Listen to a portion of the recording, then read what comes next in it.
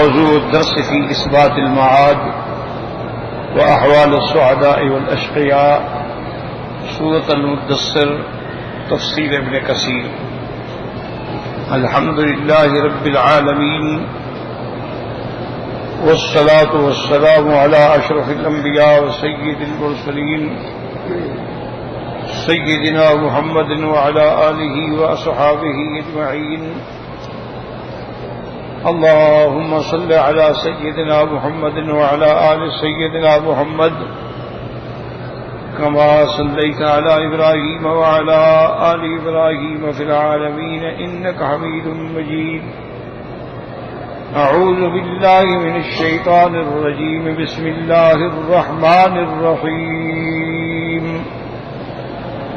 كلا والقمر والليل إذ أدبر والصبح إذا أصفر إنها لإحدى الكبر نذيرا للبشر لمن شاء منكم أن يتقدم أو يتأخر كل نفس بما كسبت رهينة إلا أصحاب اليمين في جنات يتساءلون عن المجرمين ما سلككم في سقر قالوا لم نك من المصلين ولم نك نطعم المسكين وكنا نخوض مع الخائضين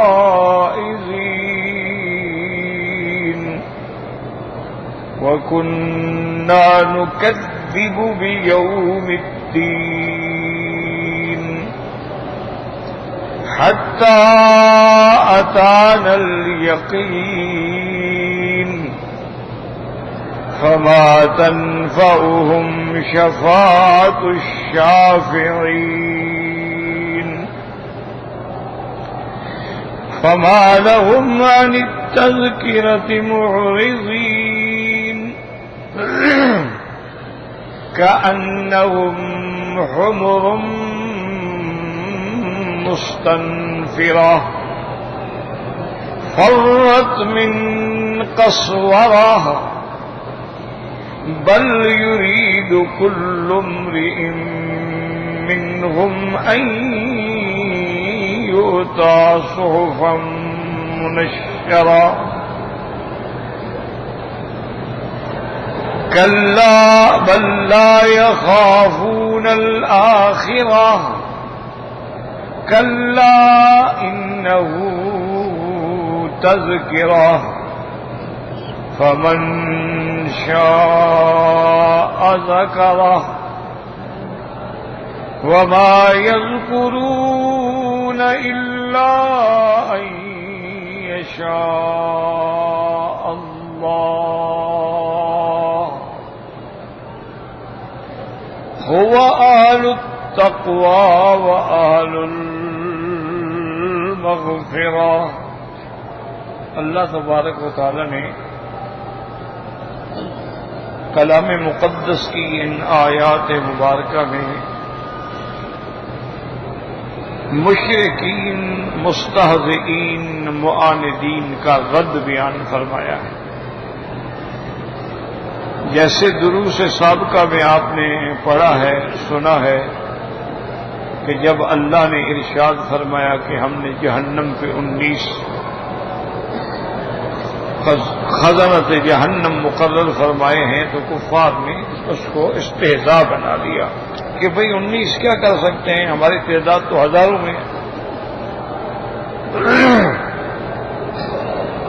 اس پر اللہ نے ان کا رد فرمایا کہ بدبختو، یہ تمہاری غلط سوچ ہے، وہ 19 انسان نہیں فرشتے ہیں.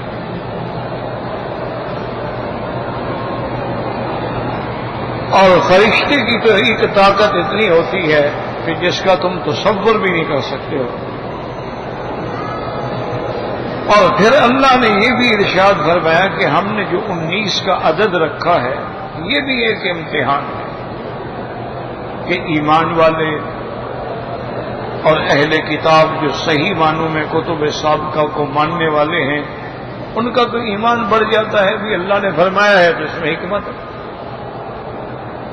البتہ جن کے قلوب میں جن کے دلوں میں روگ ہے، کفر کا روگ ہے، نفاق کا روگ ہے وہ استہزاء کرتے ہیں کہ ماذا اراد اللہ بہذا مسئلہ، ایسی مثال دینے سے کیا ضرورت ہے کہ 19 کا عدد 19 کیا کر سکتے ہیں. تو یہ امتحان کا نتیجہ کیا ہوگا؟ کذالک یضل اللہ من یشاء ویہدی من یشاء. اللہ تبارک و تعالی کی حکمت ہے، وہ جس کو چاہیں گمراہ کر دیں، جس کو چاہیں ہدایت دے دیں. اور آگے اللہ نے ارشاد بھی فرما دیا کہ یہ 19 اس لیے نہیں ہے کہ اللہ کے پاس فرشتوں کی کمی ہے. وما یعلم جنود ربک الا ھو. میرے محبوب تیرے رب کا لشکر جو ہے نا اس کو تو اللہ کے سوا کوئی جانتا ہی نہیں ہے کہ وہ کتنی فرشتے.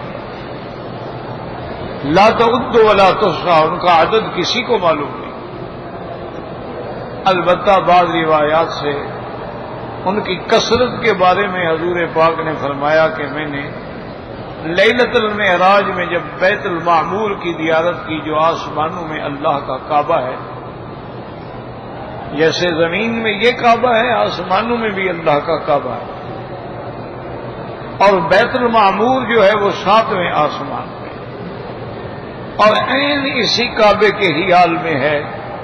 یعنی اگر اللہ اپنی قدرت سے بیت المعمور کو نازل فرمائے زمین پہ تو اسی عین کعبے پہ آ کے بیٹھے گا. یعنی اس کا بھی طول و عرض اتنا ہے. تو حضرت جبریل علیہ السلام نے عرض کیا کہ حضور یہ اللہ کا کعبہ ہے اور 70,000 فرشتہ ایک دن میں آ کے اس کا طواف کرتا ہے، اور جو 70,000 فرشتہ ایک دفعہ طواف کر لیتا ہے اس کو پھر قیامت تک بھی موقع نہیں ملے. یعنی اتنے اللہ کے فرشتے. اس سے معلوم ہوا کہ فرشتوں کی تعداد جو ہے وہ اتنی زیادہ ہے کہ اللہ کے سوا کوئی نہیں. اور اسی طرح دوسری حدیث مبارک میں بھی حضور پاک نے فرمایا اتت السماء وحق لها ان تئتا، کہ آسمان پہ جب بوجھ پڑے تو چرچراہٹ کی آواز آتی ہے. فرمایا اس کی وجہ یہ ہے کہ آسمانوں میں ایک بالشت کے برابر بھی جگہ خالی نہیں، بلکہ کوئی فرشتہ کھڑا ہے، کوئی رکوع میں ہے، کوئی سجدے میں ہے، سب اللہ کی تسبیح تحمید تقدیس بیان فرما رہے ہیں، اور سب کا وظیفہ ہے سبوح قدوس ربنا ورب الملائکۃ والروح. اور بعض پڑھتے ہیں سبحان ذی الملک والملکوت، سبحان ذی القدرت والجبروت، سبحان الحی الذی لا یموت. بہرحال معنی یہ ہے کہ فرشتے تو اتنے ہیں کہ اللہ تبارک و تعالیٰ کے سوا اس کو کوئی بھی نہیں جانتا. اور اس کے بعد اللہ تبارک و تعالیٰ نے ارشاد فرمایا تھا اور قسم کھا کے کہ کلا والقمر، ہرگز نہیں، یعنی تم جو کچھ کہہ رہے ہو غلط ہے. مجھے قسم ہے چاند کی، واللیل اذ ادبر، اور مجھے قسم ہے رات کی جب وہ پیٹھ دے کے جاتی ہے، یعنی رات ختم ہوتی ہے. والصبح اذا اسفر، اور قسم ہے مجھے صبح کی جب وہ روشن ہوتی ہے. انہا لإحدی الکبر، یہ جہنم اور جہنم کا ذکر جو ہے یہ بہت بڑی نشانیوں میں سے، اللہ کی نشانیوں میں سے نشانی ہے. نذیرا للبشر، انسانوں کے ڈر کے لیے اللہ نے اس کا ذکر فرما دیا قرآن میں، احوال رسول پاک میں. لمن شاء منکم، اب جب سب باتیں واضح ہو گئیں، اب جو چاہے تم میں سے حق کی طرف بڑھے، اطاعت کرے، ایمان لائے اور جہنم سے نجات پائے. اور جو چاہے وہ ہٹ جائے اور پیچھے رہے اور کفر میں پڑا رہے تو اللہ تعالیٰ کا تو کوئی نقصان نہیں ہو سکتا۔ اب ایک مسئلہ تو یہ سمجھیں کہ اللہ نے قسم کھائی، اور کئی مقامات پہ قرآن پاک میں آتا ہے اللہ نے سورج کی بھی قسم کھائی ہے، اللہ نے چاند کی بھی قسم کھائی ہے، والشمس وضحاها والقمر اذا تلا۔ اسی طرح دوسری سورۃ میں واللیل اذا یغشی۔ تو یہ قسم، پہلی بات تو یاد رکھیں کہ قسم کھانے کی اللہ کو کیا ضرورت ہے، کیونکہ اگر ساری دنیا بھی اسلام لے آئے تو اللہ کو فائدہ کوئی نہیں، اگر ساری دنیا نعوذ باللہ کافر ہو جائے تو اللہ کو نقصان کوئی نہیں، اس کی تو عظمت شان قائم و دائم ہے۔ پھر اللہ نے قسم کیوں کھائی؟ تو اس کے بارے میں مفسرین کرام نے لکھا ہے کہ دراصل قرآن پاک میں اللہ نے اپنے بندوں کو جو مخاطب فرمایا ہے نا، ان کے عقول اور ان کے عادات اور ان کے احوال کے مطابق خطاب فرمایا۔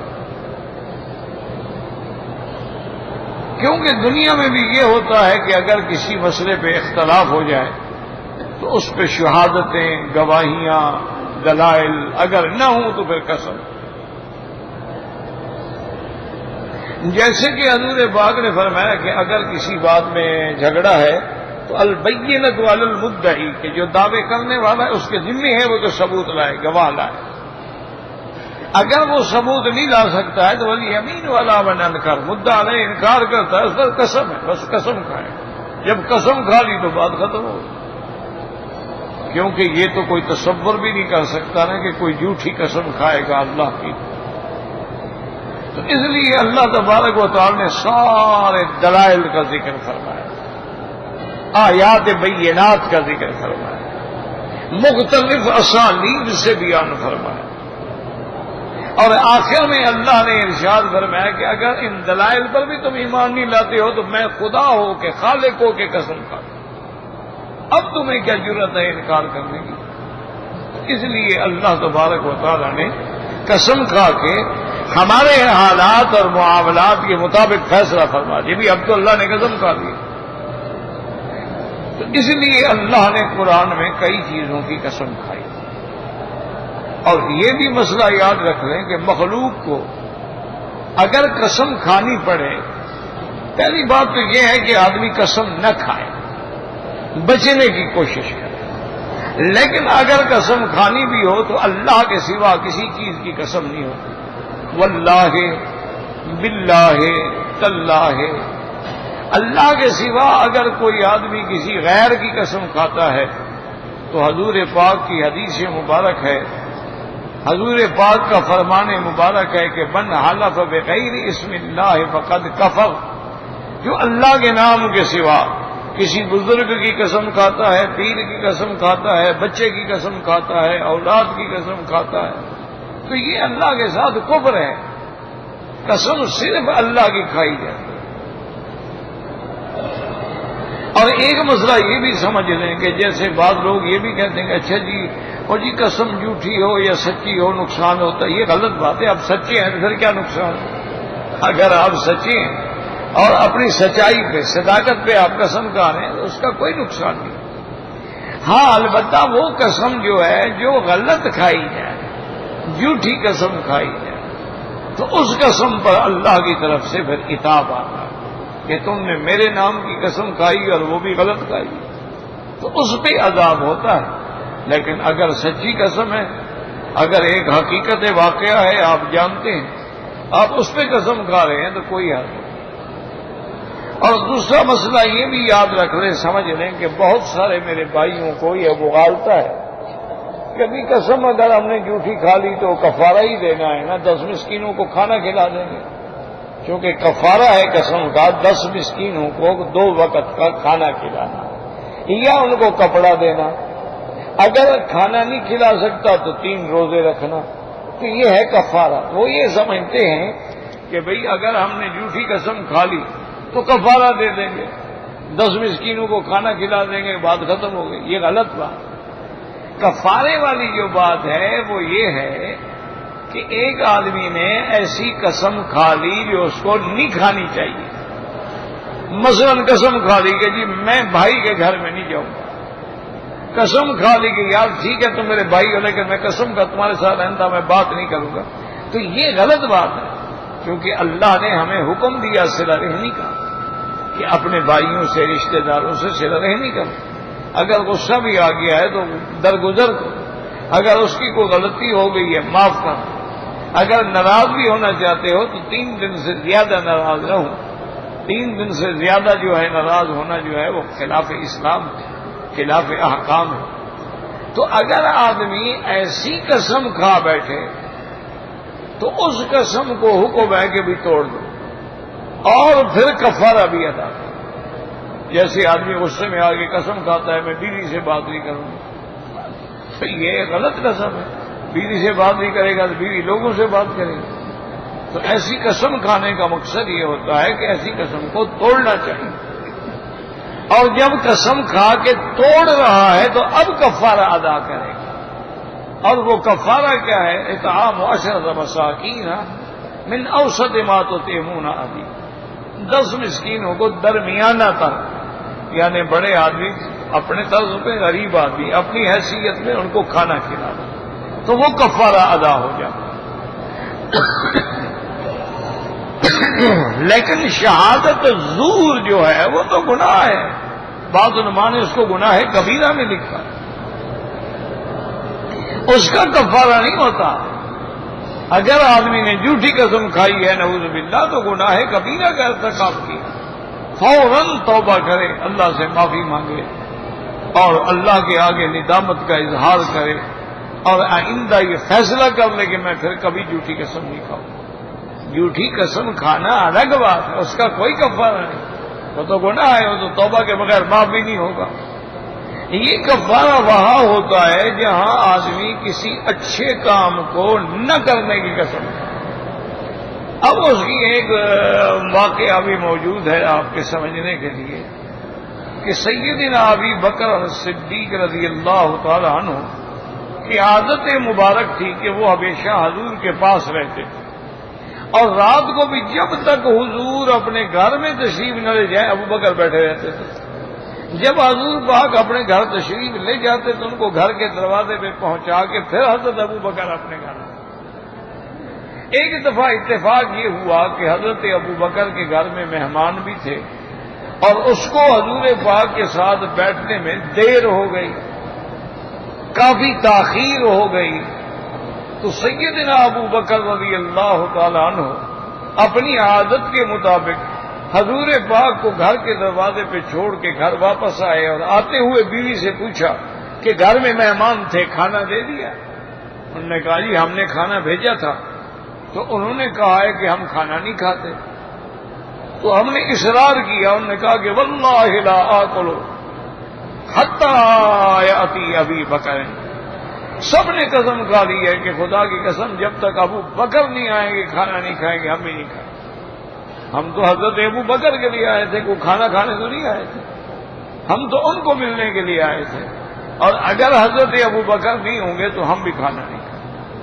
حضرت ابو بکر بھی غصے میں آ گئے، فرمایا واللہ لا آکل، خدا کی قسم میں بھی ایسے مہمانوں کے ساتھ کھانا نہیں کھاؤں گا، میں حضور پاک کی مجلس چھوڑ کے آ جاتا۔ میں جب حضور پاک کی خدمت میں موجود تھا تو مہمانوں کو سمجھنا چاہیے، اگر وہ ضد کر گئے ہیں واللہ لا آکل میں بھی نہیں کھاؤں۔ آپ نے بھی قسم کھا، تو آپ کی بیوی جو تھی ان کو بھی غصہ آ گیا، انہوں نے کہا ابو بکر مہمان بھی نہیں کھاتے آپ بھی نہیں کھاتے تو واللہ لا آکل، مجھے بھی قسم ہے میں بھی نہیں کھاؤں گا، پھر یہ کھانا اٹھا کے کسی کو دے دیں۔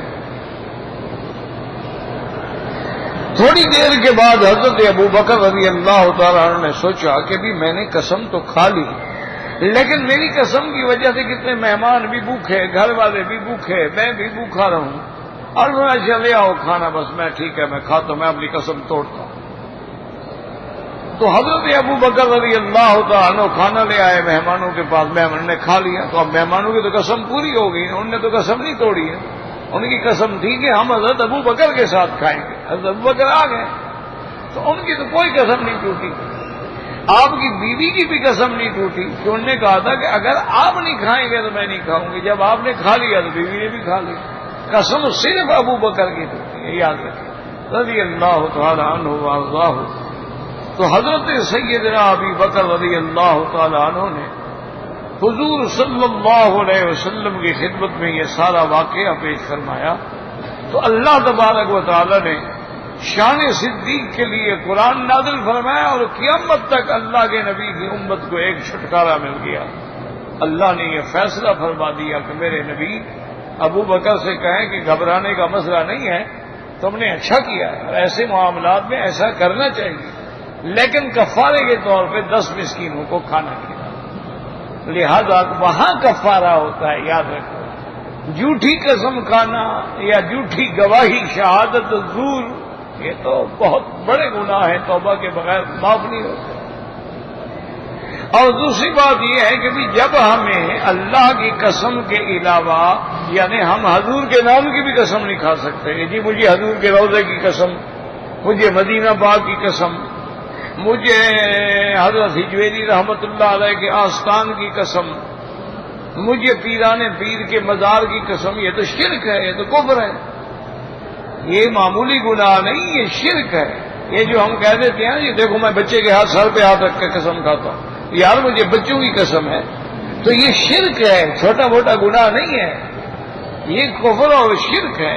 وجہ یہ ہے کہ آدمی قسم اس چیز کی کھاتا ہے جس کے بارے میں اعتقاد ہوتا ہے کہ یہ مجھے نفع بھی پہنچا سکتا ہے اور نقصان بھی پہنچا سکتا ہے. تو نفع نقصان پہنچانے والا اللہ ہے. تو جب ہم نے غیر کی قسم کھائی تو مانا یہ ہوا ہم نے یہ عقیدہ رکھا کہ اگر ہم نے اس کی قسم کھائی نا ہمیں نقصان ہوگا. اچھا, اور آج کل جو ہمارے بھائی ہیں جہالت کی وجہ سے اللہ معاف فرمائے, ان لوگوں کا تو یہ عقیدہ بن گیا, وہ کہتے ہیں یار خدا کی قسم کھا لینا, پیر کی نہ کھانا قسم. پیر کی کہانی پھر ایسی لگے گی کہ تم تباہ و برباد ہو جاؤ. یعنی اللہ کی تو کوئی عرضی نہیں, لیکن پیر کی قسم نہ کھاؤ گی. یعنی اس کا معنی یہ ہے کہ ان کے دل میں اللہ سے زیادہ عظمت ہے اپنے پیر کی. تو اس سے بڑا کفر کیا ہوگا اور اس سے بڑا شرک کیا ہوگا. لیکن یاد رکھیں کہ اللہ نے قرآن میں تو ہر چیز کی قسم کھائی. اللہ نے قرآن میں تو والتین والزیتون کی بھی قسم کھائی. اللہ نے قرآن میں اس شہر کی بھی قسم کھائی. اللہ نے قرآن میں رات اور دن کی بھی قسم کھائی ہے. تو اس لیے یاد رکھیں کہ مخلوق کو کسی غیر کے نام پہ قسم نہیں کھانی چاہیے. اللہ تو خالق ہے, خالق کی مرضی جس چیز کی قسم کھائے. کیونکہ شرک اور کفر کا اندیشہ تو مخلوق میں ہے نا, خالق تو پاک ہے. تو اس لیے اللہ تبارک و تعالیٰ کی مرضی ہے, وہ جس چیز کی بھی قسم کھائیں وہ جائز. لیکن یاد رکھیں کہ زیادہ تر آپ قرآن میں دیکھیں آپ کو زیادہ سے زیادہ دلائل جو ہے نا وہ آسمان و زمین کے ملیں گے. ان فی خلق السماوات والارض واختلاف الليل والنهار لآیات لأولی الالباب. کہیں سمجھ فرمایا والسماء رفعها ووضع الميزان, کہیں فرمایا والسماء بنيناها بأيد وإنا لموسعون, کہیں فرمایا اللہ الذی رفع السماوات بغیر عمد ترونها. تو آسمان اور زمین کا ذکر زیادہ کیوں ہے؟ اس کی وجہ یہ ہے کہ انسان زمین پہ رہتے ہیں اور آسمان کے نیچے, آسمان چھت ہے, زمین جو ہے گویا ہمارے چلنے کی جگہ. اس لیے یہاں ہر وقت نظر پڑتی ہے. تو اللہ ایسی چیزوں کا ذکر کرتے ہیں جن کو بندے دیکھتے ہیں, تو اللہ اس پہ حکم دیتے ہیں کہ غور کرو والقمر, قسم ہے مجھے چاند کی. اب دیکھیں چاند نکل رہا ہے, بڑھ رہا ہے, پھر گھٹ رہا ہے, ڈوب رہا ہے. واللیل اذ ادبر, رات جا رہی ہے. والصبح اذا اسفر, اور صبح روشن ہو رہی ہے. تو اس سے اشارہ کیا ہے کہ جیسے یہ نظام عالم چل رہا ہے, رات جا رہی ہے, دن آ رہا ہے, دن جا رہا ہے, رات آ رہی ہے, چاند نکل رہا ہے, چاند ڈوب رہا ہے. تو اس سے تم دلیل نہیں پکڑتے ہو کہ یہ نظام دنیا جو ہے یہ بھی ایک دن ختم ہو جانے والا، اس نے بھی ختم ہو جانا ہے۔ جیسے رات ختم ہو گئی دن آ گیا، دن ختم ہو گیا رات آ گئی، اسی طرح یہ دنیا عالم دنیا بھی ایک دن ختم ہو جائے گا اور عالم آخرت کا وجود آ جائے گا۔ تو اس لیے یہ دلائل ہیں قیامت پر کہ ان کے آنے جانے پر تم نہیں نظر کرتے ہو کہ کون وہ ذات ہے جو ان کو چلا رہی ہے، جو آ رہے ہیں، جو جا رہے ہیں۔ اور بعض علماء نے فرمایا کہ اس کے اندر اشارہ ہے مکے والوں تم جتنی مخالفت کر لو، جتنی میرے مدنی کے فرمان پہ استدعا کر لو، رات جانے والی ہے، ظلمت مٹنے والی ہے، کفر ختم ہونے والا ہے اور میرے مدنی کا دین چمکنے والا ہے۔ وَالصُّبْحِ إِذَا أَسْفَرَ، تو علماء نے فرمایا کہ ظلمات سے مراد کفر و شرک ہے، کیونکہ اللہ فرماتے ہیں اللہ ولی الذین آمنوا یخرجہم من الظلمات الی النور۔ اللہ نے فرمایا اللہ مومنوں کے دوست ہیں جو ان کو کفر و شرک کے اندھیروں سے نکالتے ہیں اور نور ایمان کی دولت سے مالا مال فرما دیتے ہیں۔ تو کفر جو ہے وہ اندھیرا ہے، بدعات جو ہے وہ اندھیرا ہے، اور توحید جو ہے وہ روشنی ہے، سنت جو ہے وہ روشنی ہے۔ تو اس طرف اشارہ ہے کہ جیسے یہ رات مٹ جائے گی اسی طرح تمہارے کفر و شرک کی ظلمات بھی مٹ جائیں گی، اور جیسے صبح طلوع ہوتی ہے ہر چیز روشن ہو جاتی ہے۔ جب میرے مدنی کا دین آ گیا تو اب پورے عالم کو منور فرما دیا۔ الیوم اکملت لکم دینکم واتممت علیکم نعمتی ورضیت لکم الاسلام دینا۔ اور اس کے بعد اللہ نے قسم کھا کہ جوابی قسم کیا ہے، یاد رکھو جہاں قسم ہوگی ہمیشہ ایک قسم ہوگی، ایک مقسم بے ہوگا، پھر جواب قسم ہوگا اور اعلی قسم۔ یاد رکھیں وہاں چار چیزیں، جہاں قسم ہو وہاں چار چیزیں، جہاں تشبیہ ہو وہاں چار چیزیں ہوں، مشبہ، مشبہ بھی، وجہ، شبہ، آلت التشبیہ۔ اسی طرح جب قسم ہوگی تو وہاں بھی اعلی قسم ہوگا، قسم ہوگی مقسم بے ہوگا اور مقسم بے کے بعد اس کا جواب قسم ہوگا۔ تو اس لیے یہاں قسم اعلی قسم کیا ہے؟ واہ ہے والقمر، واہ قسمیہ ہے، اس واہ کو کہتے ہیں واہ قسمیہ ہے۔ اور پھر اللہ تبارک و تعالی نے جواب قسم کیا ہے؟ انہا لإحدی الکبر، کہ یہ جہنم جس کا تم مذاق کر رہے ہو یہ تو اللہ کی نشانیوں میں بہت بڑی نشانی ہے، تم تصور بھی نہیں کر سکتے ہو کہ جہنم کیا بلا ہے۔ اللہم اجرنا من النار، اللہم اجرنا من النار، اللہم انا نعوذ برضاک من سخطک ومعافاتک من عقوبتک وبک منک۔ تو اس لیے اللہ سے دعا مانگا کریں، کیونکہ جہنم تو ایسی بلا ہے کہ جنات انسان سب جب ڈالے جائیں گے لیکن پھر بھی جہنم کہے گی حل من مزید، اور ہے، اور ڈالو اور ڈالو اور ڈالو۔ اللہ معاف فرمائے، جہنم کے پھر طبقات ہیں، یاد رکھیں جہنم کے طبقات ہیں، اسی لیے قرآن میں اس کے کئی نام آئے ہیں نا، جہنم بھی آیا ہے، لظا بھی آیا ہے، حامیہ بھی آیا ہے، حطمہ بھی آیا ہے، نار بھی آیا ہے، سعیر بھی آیا ہے، قرآن میں کئی نام ہیں جہنم کے، نعوذ باللہ ثم نعوذ باللہ۔ تو جہنم کے اندر بھی درکات ہیں، طبقات ہیں، ایک سے ایک شدید عذاب کا، اس لیے قرآن کہتا ہے ان المنافقین فی الدرک الاسفل من النار، منافق جو ہیں ان کو تو سب سے نیچے والے طبقے میں ڈالا جائے گا عذاب کے لیے، کیونکہ منافقت سے اسلام کو جو نقصان پہنچا ہے وہ تو کافروں سے بھی نہیں پہنچا ہے۔ اور آج بھی جو ہو رہا ہے یاد رکھو، آج بھی اگر کفر اور اسلام کا مقابلہ ہو کفر کبھی نہیں ٹھہر سکتا۔ آج بھی وہی بات ہے کہ نقصان دینے والے منافق ہیں، ہمیں قتل کرنے والے مسلمان ہیں، ہمیں مارنے والے کلمہ پڑھنے والے ہیں، ہمیں نقصان پہنچانے والے ہمارے اپنے ہیں، وہ اندر سے ہمیں کھوکھلا کر رہے ہیں، اور جب ہماری دیواریں کھوکھلی ہو جاتی ہیں کافر کو تو پھر ایک دھکے دینے کی ضرورت ہے، دیوار گر جاتی ہے، باقی سارا کام تو ہم خود سے انجام دے رہے ہیں۔ کوئی منافق عقیدے کے منافق ہیں، کوئی منافق عمل کے منافق ہیں، کوئی منافق ایسے ہیں جن کو اسلام کے وجود سے عداوت ہے۔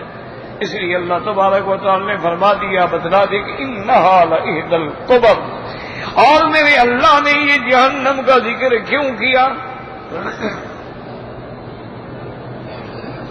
کہ قرآن پاک میں کئی مقام پہ جہنم کا ذکر ہے، کئی جگہ آتا ہے تکاد تمیز من الغیظ کلما القی فیہا فوج سالہم خزنتها، اور کہیں اللہ تبارک و تعالیٰ فرماتی ہے وما ادراک ما ہی نار حامیہ۔ اللہ تبارک و تعالیٰ نے کئی مقام پر جہنم کا ذکر فرمایا ہے، تو اس کا وجہ کیا ہے؟ فرمایا وجہ یہ ہے نذیر للبشر، یہ ڈرانے والی چیز ہے انسان کے لیے، لیکن کس کو ڈرانے گی؟ جو انسان ہے، جو انسان ہی نہ ہو اس کو کیا ڈرانا، جو درندہ بن جائے اس کو کیا ڈرانا، جو انسانیت کی حدود سے نکل جائیں ان کو کیا ڈرانا۔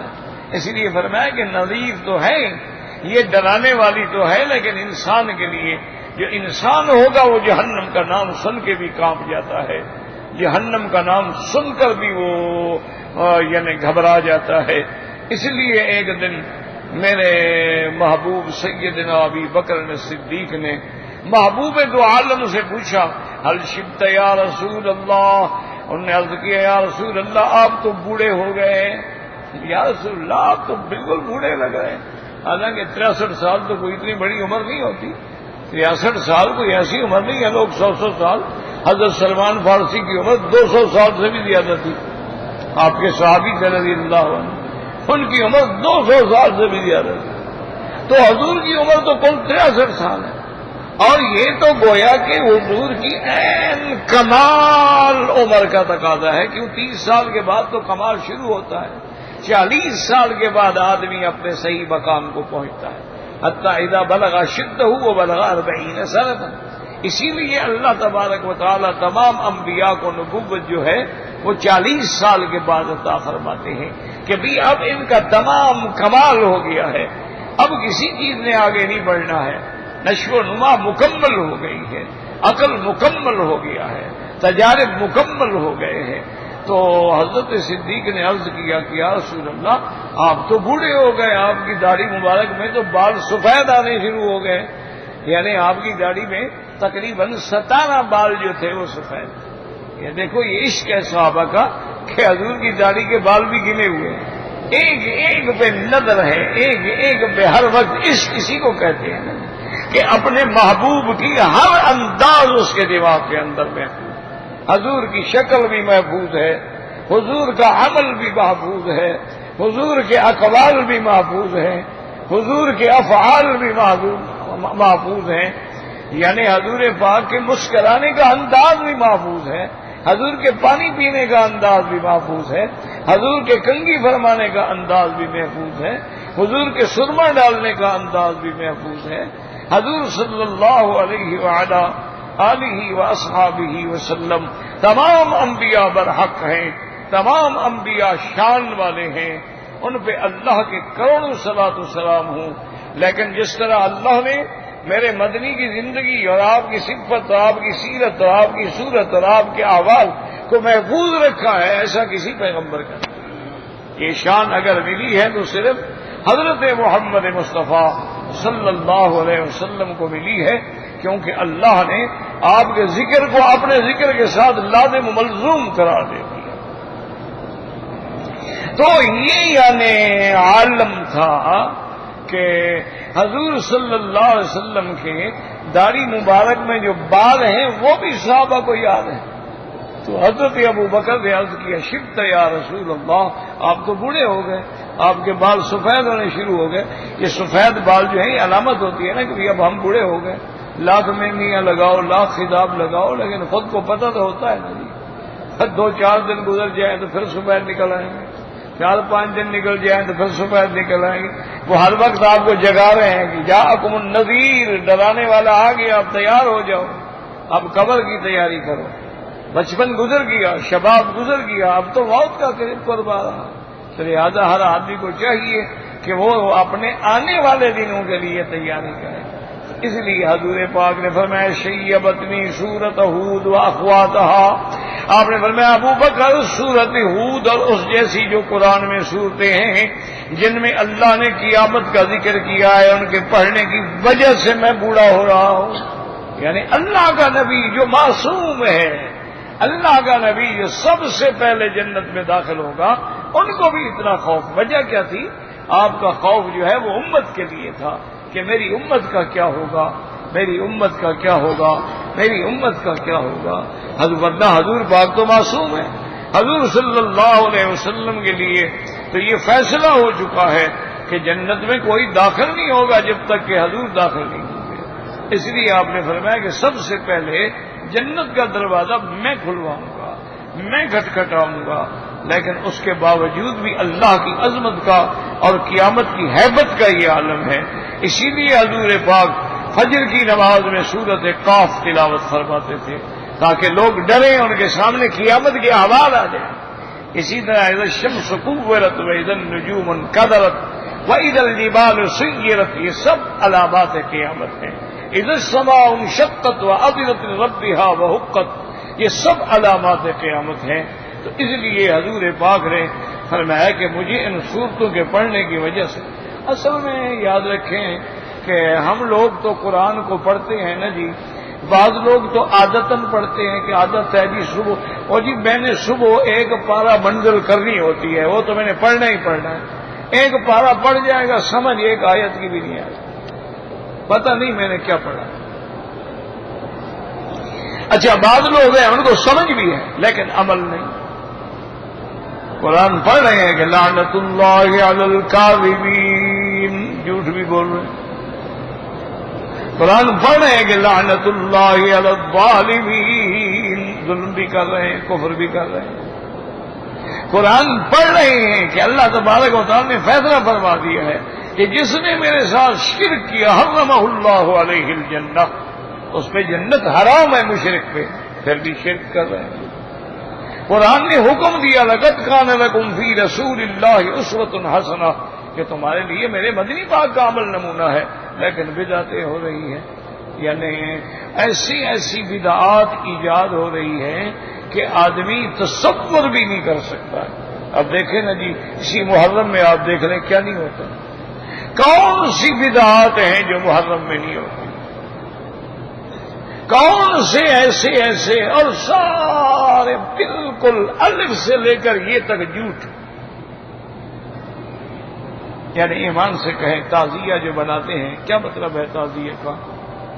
حضرت حسین کا روزہ ہے، ہر بزرگ کا روزہ اپنی جگہ پہ ہے، حسین کا روزہ در در گھوم رہا ہے. یہ محبت ہے؟ نہیں، آپ فیصلہ کریں. یہ کوئی تصور ہے کہ حضرت حسین کا گھوڑا آ گیا ہے؟ کوئی عقل ہے؟ اچھا بعض اوقات وہ گھوڑا ہے نا جی، آگے وہ مار رہے ہوتے ہیں ایک دوسرے کو، گھوڑا جو جناب ایک دفعہ وہ بھاگا نا، کئی بندے اسے کچل گئے. حسین کا گھوڑا تھا نا، یزیدیوں کو مارنا تھا نا. کیا کوئی منطق ہے خدا کے لیے؟ مجھے سمجھاؤ یہ کون سا دین ہے؟ یہ کون سا دین ہے کہ حضور پاک کے روضہ مبارک کا باڈل بنا کے جلوس نکالے جائیں؟ ایک دفعہ پاکستان کو ایک شرف ملا تھا کعبہ شریف کے غلاف بنانے کا. ہماری بدقسمتی کہ ہم اس سے محروم ہو گئے. ابھی وہ غلاف مکے نہیں پہنچا اور جلوس نکل گیا غلاف کے. زیارت ہو رہی ہے. وہ بھائی غلاف تو کعبے پہ چڑھا ہی نہیں تو غلاف کہاں سے ہو گیا؟ وہ تو ابھی ایک کپڑا ہے. تو کعبے پہ چڑھنے کے بعد اس کو عزت و عظمت ملے گی نا. اس لیے انہوں نے کہا جی یہ عجیب قوم. میں نے کہا بس جی مہربانی، یہ بھی اپنے پاس رکھو، ہمیں نہیں چاہیے، اور آئندہ ہم نہیں بنوا دیں. ہم نے کہا بھئی عجیب قوم ہے، خلاف چڑھا نہیں، جلوس پہلے نکل گیا۔ سارا دن ذاکر زور لگاتا ہے، حسین پیاسا شہید ہو گیا، لوگوں کو شربت پلا رہے ہیں۔ ایمان سے کہو خدا کے لیے چھوڑو سنی شیعہ کا جھگڑا چھوڑو، عقل تو ہے نا آپ کو؟ عقل کا تقاضا ہے کہ حسین شہید ہو گیا، ہم شربت پیئیں، خوش ہو رہے ہیں کہ حسین شہید ہو گیا۔ شربت بہنیں بنائی ہے جی، تبرک ہے علی اصغر کا۔ علی اصغر کو تو شہید ہوئے 1200 سال گزر گئے، حضرت علی اکبر نے چینی بھیجی تھی کہ وہاں سے جا کے شربت بنا لینا۔ اور خدا کے لیے یار کو مصیبت کیا ہے؟ ایک ڈرامہ پیش کرنا ہے نا جی، ایک ڈرامہ بنانا ہے کہ لوگوں کو رلایا کیسے جائے۔ وہ مذہب تو نہیں ہے، وہ تو ایک ڈرامہ ہے۔ انا للہ و انا الیہ راجعون۔ اللہ پاک رحمت فرمائے۔ اب ہمارے سنی حضرات جو تھے انہوں نے کہا اچھا ٹھیک ہے جناب، تم تو 10 محرم کو کرتے ہو نا، ہم ہر مہینے میں حضور کی میلاد کا جلوس نکالیں گے۔ خدا کے بندے، اگر یہ جلوس نکالنے دین ہوتا تو حضرت حسین کی اولاد جو بچ گئی تھی وہ نہ نکالتے جلوس۔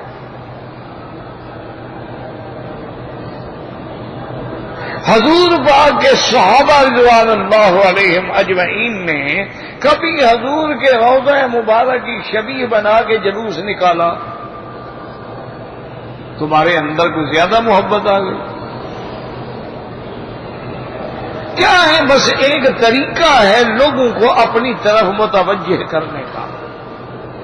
کہیں عامل بیٹھے ہیں، کہیں جناب اسم اعظم کے ماہر بیٹھے ہیں، اور کہیں ماشاءاللہ ایک منٹی مراقبے کرنے والے بیٹھے ہیں، گردن جھکائی، ہاں تمہارے اوپر جادو ہے جی، جادو بڑا زور کا جادو، توبہ توبہ۔ اور تمہارے رشتہ داروں نے کرایا ہے جادو۔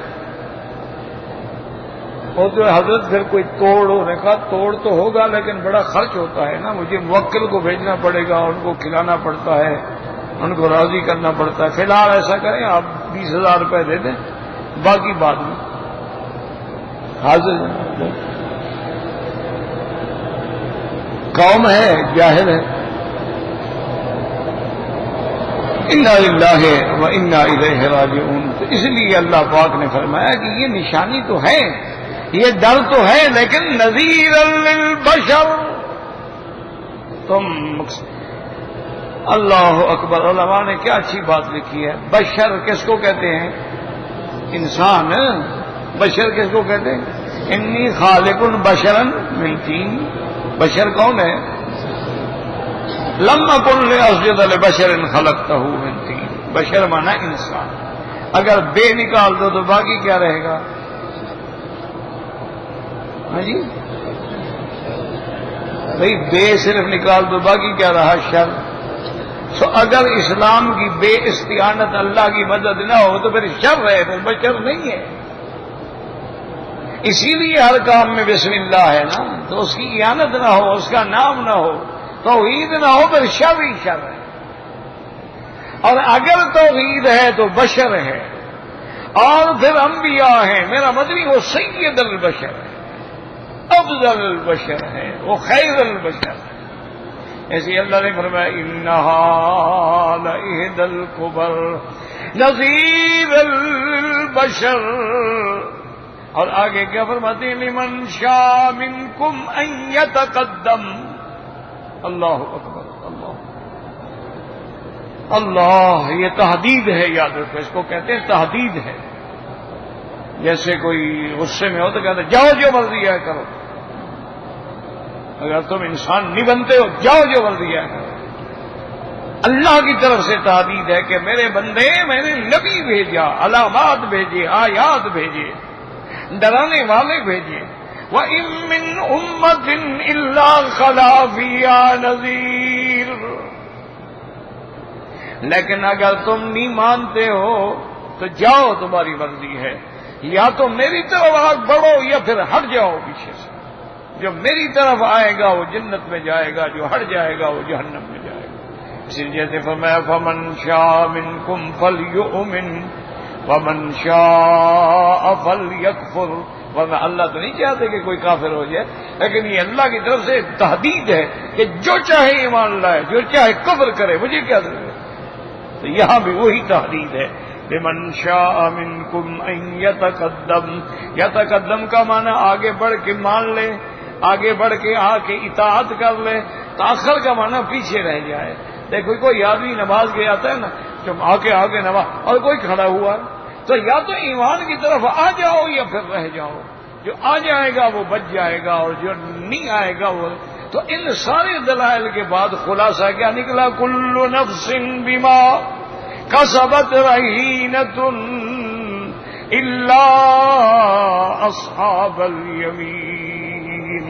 اللہ نے فرمایا ہر نفس جو ہے مرہون ہے، یعنی بندھا ہوا ہے۔ مرہونہ مانا کسی چیز کو باندھ دینا، اور اس سے وہ نہیں نکل سکتا ہے، اپنے اعمال کے اندر بندھا ہوا ہے، ہاں مگر وہ جو اصحاب الیمین ہے۔ اللہم اجعلنا من اصحاب الیمین ولا تجعلنا من اصحاب الشمال۔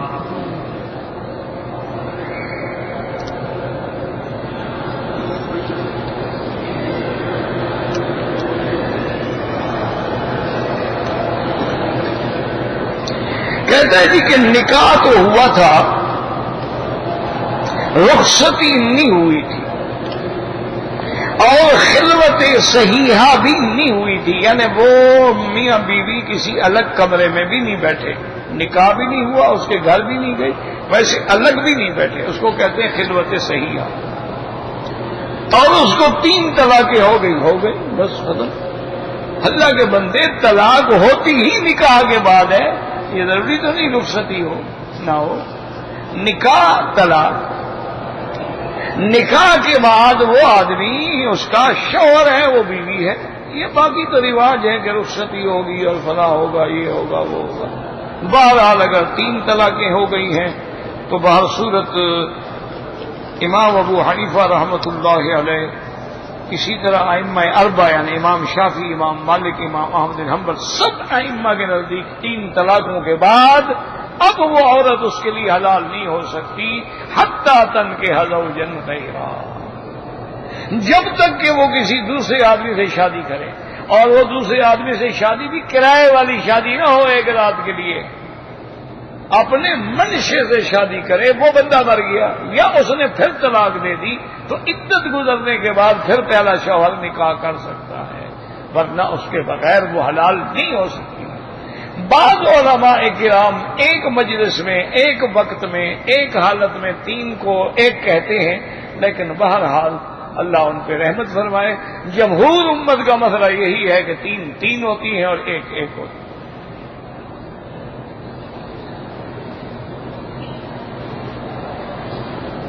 اصل میں بتائے یہ جھگڑا کیوں ہوا؟ ورنہ دیکھو نا جی، ایک چھوٹا سا بچہ ہے، بچہ کھڑا ہے، اس سے پوچھو اگر 1 تھپڑ مارو تو کیا کہے گا؟ 1، 2 مارو کیا کہے گا؟ 2، 3 مارو کہے گا ابا جان آج استاد نے مجھے 3 تھپڑ مارے۔ یہ تو نہیں کہے گا چونکہ 1 دفعہ مارے تھے لہذا 1 ہو گیا۔ جس کو لگیں گے اس کو بھی پتہ لگے گا مجھے 3 تھپڑ لگے ہیں یا 1 لگا ہے۔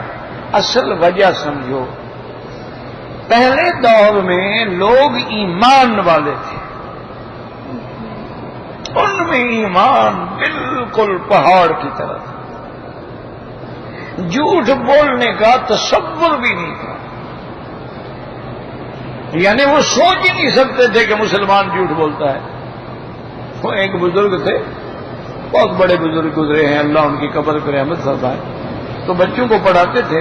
اس زمانے میں گھڑیاں شڑیاں تو تھی نہیں، انہوں نے میخیں لگائی ہوئی تھیں کہ بھئی یہ میخ ادھر ہو تو 11 بج گئے، ادھر ہو تو 12 بج گئے، ادھر ہو تو 1 بج گیا، چھٹی کرنی ہے 12 بجے۔ اچھا وہ طالب کیا حرکت کرتے، وہ 11 بجے جو تھی نا جی اس کو پیچھے کر دیتے کہ کبھی اوقات تاکہ چھٹی جلدی مل جائے، اور استاد جی 12 بج گیا، انہوں نے کہا اچھا جاؤ چھٹی۔ تو ایک دن ان کے والدین آئے، انہوں نے کہا حضرت آپ بادشاہ بندے ہیں، یہ خود جا کے میخ نکال لیتے ہیں، غلط جگہ لگا دیتے ہیں، آپ کو کہہ دیتے ہیں جی 12 بج گئے ہیں۔ آپ جو کہہ رہے ہیں بھائی مسلمان کا بچہ جھوٹ نہیں بول سکتا۔ ان نے کہا حضرت یہ جھوٹ بول رہے کہ بھائی نہیں میں نہیں مانتا، مسلمان کا بچہ کبھی جھوٹ نہیں بول سکتا۔ اپنا ایمان تھا نا کہ مسلمان ہو اور جھوٹ، تو وہ زمانہ تھا ایمان والا، وہ بتاتے تھے کہ جی میں نے طلاق تو ایک دی ہے لیکن لفظ میں نے 3 دفعہ کہا ہے اسی کو مؤکد کرنے کے لیے، تاکید کرنے کے لیے، تاکہ بیوی کو پوری طرح پتہ لگ جائے کہ میں نے طلاق دی، طلاق طلاق طلاق، حالانکہ میری نیت بھی ایک تھی اور طلاق بھی میں نے ایک دی ہے۔ 2 دفعہ اس لفظ کو میں نے صرف دہرایا تھا تاکہ اس کو تاکید ہو جائے، سمجھ آ جائے، اس کو پتہ لگ جائے، ورنہ میری نیت ایک تھی۔ تو وہ سچ بولتے تھے، اس لیے فیصلہ ہوتا تھا بھی ٹھیک ہے پھر ایک ہے۔ اب جب دور آیا حضرت عمر کا، لگا لوگوں نے تو کھیلنا شروع کر دیا، وہ دور تو اور تھا۔ اب طلاق ہو رہا، انہوں نے کہا 3 ہے تو 3، اور حضور کا فرمان ہے کہ ثلاث جدہن جد وعدلہن جد، النکاح والطلاق والعتاق، 3 چیزیں جو ہے ان کی حقیقت بھی حقیقت ہے اور مذاق بھی حقیقت ہے، نکاح ہے، طلاق ہے اور عتاق ہے۔ اس لیے انہوں نے فرمایا کہ 3 ہے تو بس 3 ہے، پھر اسی پہ اجماع صحابہ ہو گیا، اسی پہ تمام محدثین، تمام فقہاء کا اتفاق ہے کہ 3 ہے تو پھر 3 ہے۔ اچھا بعض لوگ یہ بھی کہہ دیتے ہیں اللہ کے بندے، بہرحال علماء ہیں، ہم تو طالب العلم ہیں، ہماری ہستی بھی نہیں کہ ان پہ اعتراض کریں۔ وہ کہتے ہیں جی قرآن میں تو 2 طلاقوں کا ذکر ہے، تیسری طلاق مولویوں نے کہاں سے نکالی ہے؟ کہتے ہیں قرآن میں الطلاق مرتان، طلاق ہے ہی 2 دفعہ۔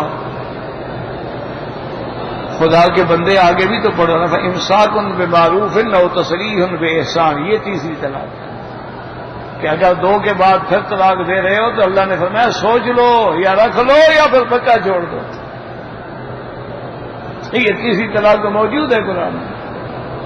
تو 2 طلاق اگر صرف تھی تو فلا تحل لہ من بعد حتی تنکح زوجا غیرہ کا کیا معنی ہوگا کہ اب اس پہ حلال نہیں ہو سکتی جب تک کہ دوسرے سے شادی نہ کرے۔ اچھا اب ایک عورت نے شادی کی، دوسری حضور کے پاس آئی اور نے کہا یا رسول اللہ جس سے میری شادی ہوئی ہے نا، تو اس نے باقاعدہ کپڑا بنا کے دکھایا کہ اس کا تو آلہ ایسے ہے، وہ تو کچھ نہیں، وہ دخول ہی نہیں کر سکتا۔ تو آپ نے فرمایا کہ نہیں، جب تک وہ جماع نہ کریں، ہاں تم بچنا چاہتی ہو، بہانے بنا رہی ہو، جب تک وہ جماع نہ کرے اس وقت تک نہیں حلال ہو، لازم اس کے ساتھ جماع۔ تو بہرحال یہ ہے، بہرحال بعض علماء اہل حدیث فرماتے ہیں ہمارے لیے واجب الاحترام ہے، ہم تو ان کا بھی احترام کرتے ہیں کہ بھی ایک مجلس میں 3 جو ہے وہ ایک ہوتی ہیں، لیکن بہرحال جمہور ایک طرف ہے۔ اور ویسے بھی یاد رکھو، ایک بات یاد رکھا کرو، جہاں حلال حرام کا مسئلہ آ جائے نا، وہاں احتیاط اسی میں ہوتی ہے کہ بچو کہیں حرام میں نہ پڑ جائے۔ اب سارے امام ایک طرف کھڑے ہوں، ائمہ 4 ایک طرف کھڑے ہوں، اور پھر مسئلہ بھی حلال حرام کا ہے، اور مسئلہ آگے تبادل و تناسل کا بھی، چلو 1 منٹ کے لیے تم نے تو 1 کر دی لیکن وہ 3 ہو چکی تھی، پھر آگے جو اولاد ہوگی اس کا کیا ہوگا؟ اچھا بعض ہمارے یہ کہہ دیتے میں نے جی طلاق دی ہے، رجسٹری کی ہے باقاعدہ، لیکن میری بیوی نے وصول نہیں کی لہذا نہ ہوئی۔ یہ کہاں کا مسئلہ ہے؟ تمہارے منہ سے نکلا یا لکھا طلاق ہو گئی، کیا وصول کرے گا؟ پھول بھیجے تھے آپ نے کہ وہ لے کے گلے میں ڈال لیتی۔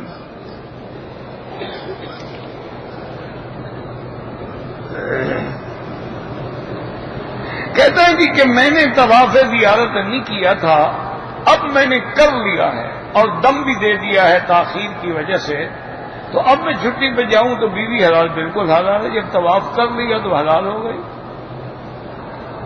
یہ چھٹی جا رہا تھا اس لیے کیا ہے، اللہ کی حکمت ہے اس میں نا، آخر اللہ نے کوئی حکمت تو رکھی ہے، ابھی طواف زیارت کے بغیر بیوی حلال نہیں ہوگی۔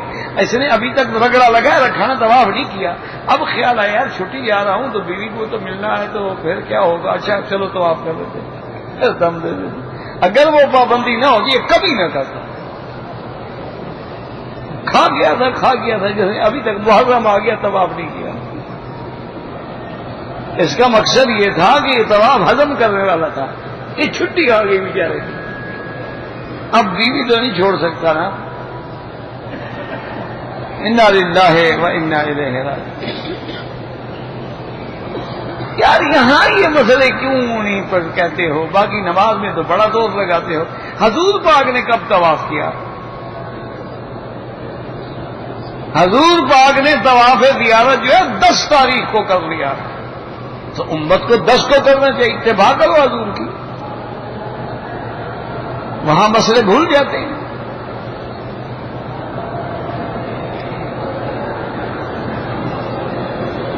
کہتے جی کہ مسجد مغرب عشاء میں تو امام نماز پڑھاتا ہے قرآن، لیکن ظہر عصر میں بھی امام قرآن پڑھتا ہے. کیا خیال ہے آپ کا؟ ظہر عصر میں نہیں پڑھتا؟ اور وہ حدیث تو ہے مطلق ہے کہ اذا قرأ، جب امام پڑھے چپ رہو. یہ تو نہیں لکھا ہوا زور سے پڑھے تو چپ رہو، ایسا پڑھے تو پڑھتے رہو. گو امام احمد بن حنبل رحمت اللہ علیہ کا یہی فتویٰ ہے کہ جو نمازیں جہری ہیں تم قرآن سن رہے ہو تو امام کے پیچھے نہ پڑھو، اگر نہیں سن رہے ہو تو پڑھ سکتے ہو. لیکن امام ابو حنیفہ فرماتے ہیں کہ نہیں، امام جب ہو گیا ہے تو قراءۃ الامام قراءۃ لہ. حضور نے فرمایا امام کا پڑھنا مقتدی کا پڑھنا. امام پڑھ رہا ہے بات ختم ہوگی، ورنہ امام کس کام کے لیے ہے؟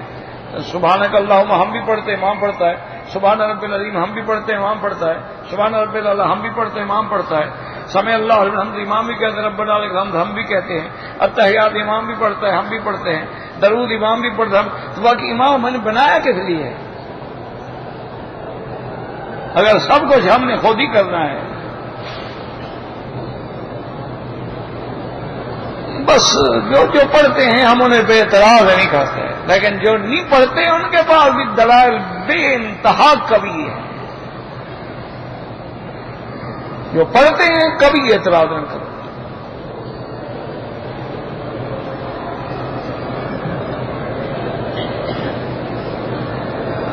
مکے میں رہنے والے آدمی نے حج بدل کیا، اس پہ کوئی قربانی نہیں، حج افراد ہے.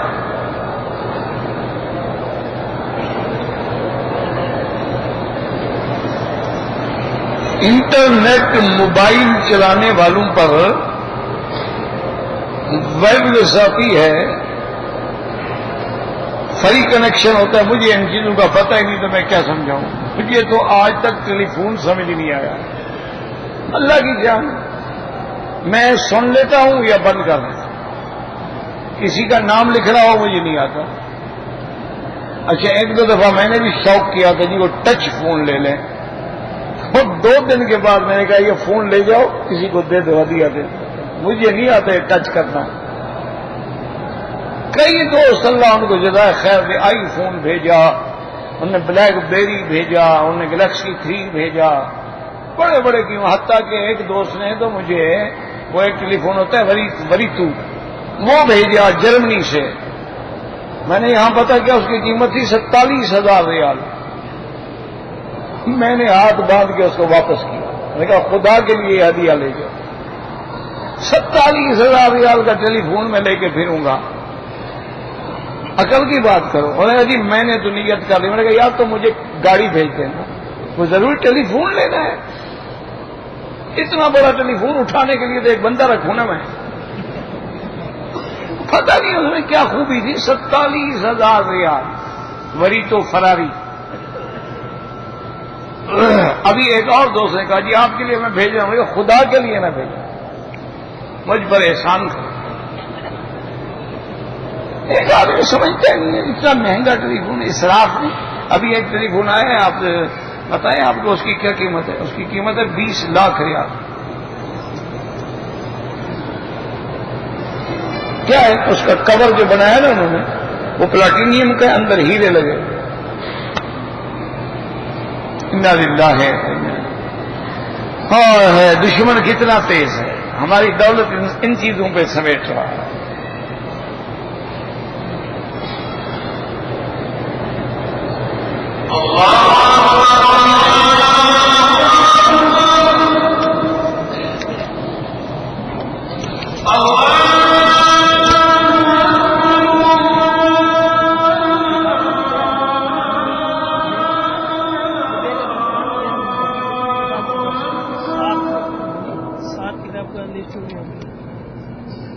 ابھی اور کوئی آ جائے